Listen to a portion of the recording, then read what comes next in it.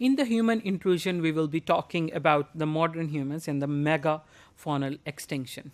Mega means bigger, fauna means animals, and extinction means they are going extinct.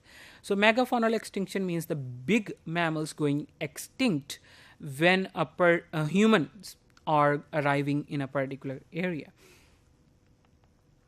So, the spread of the human species during the last glaciation was accompanied by the extinction of many species of large mammals known as the megafauna, first in Australia, then in Eurasia, and finally in the North America.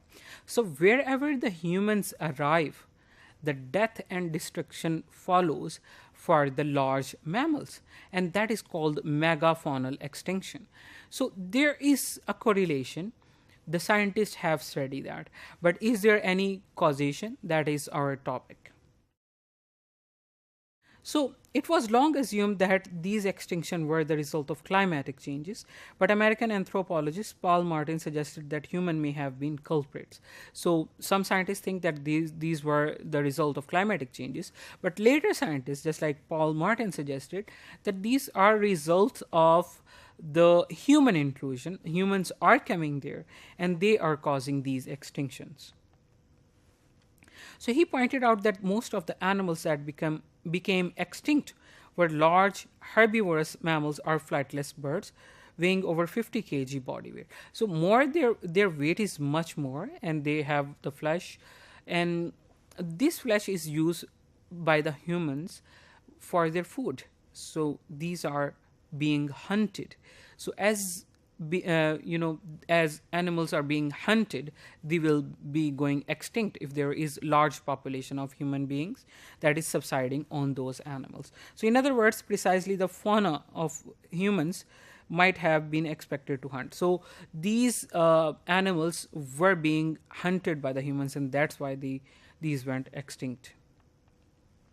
So record of extinction has been studied in great details in North America. Martin suggested that 35 genera of large mammals, which is 55 species, became extinct in North America at the end of the last Wisconsin glaciation. So these much number of mammals went extinct.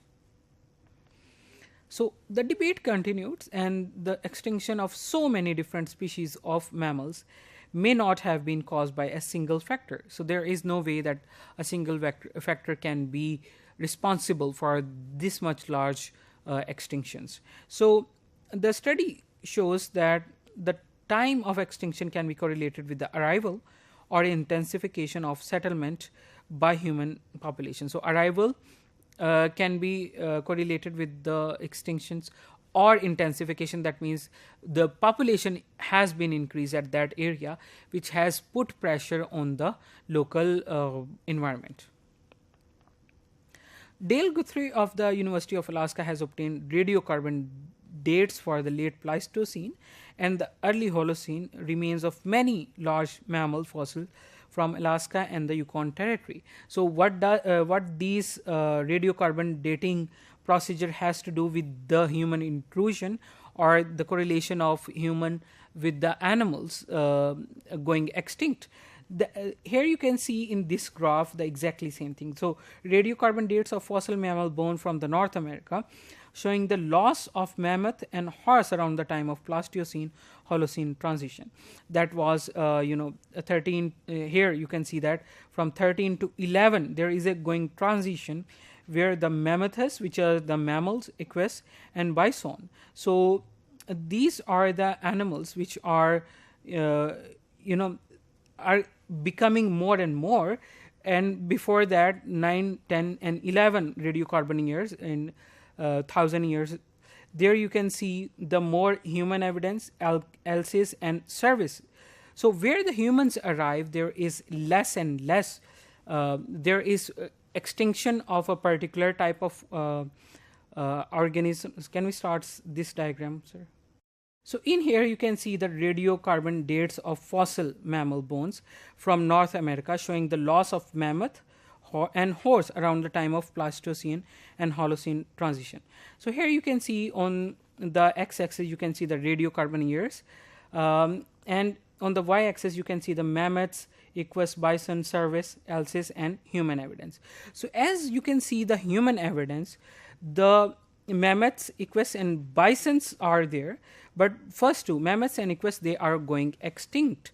There is no radiocarbon dating, the bones are available for these times, right? So the dates are exactly telling us that the history of the bones, the when did, from which period these bones came.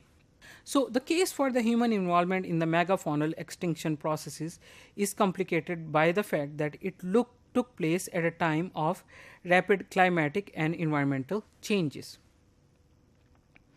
So it has been proposed that some form of planetary impact took place around 12,900 years ago that could have affected the climate and megafauna. So there might be some meteor shower or anything of the likes, any celestial event that might have caused that, and just like the one that wiped out the dinosaurs.